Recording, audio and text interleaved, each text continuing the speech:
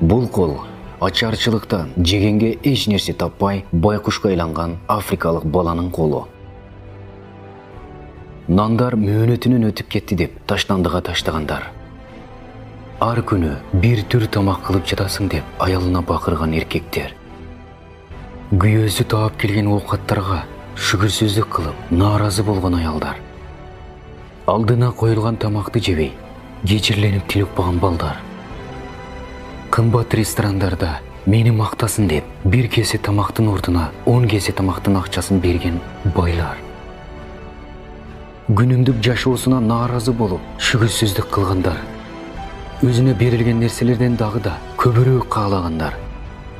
Ушул сүрөткө карасында өздөрүнүн нанкор, ачкөз экенин түшүнүшсүн. Бул кол адамдын инсан экенин унуткандар үчүн сабак болот.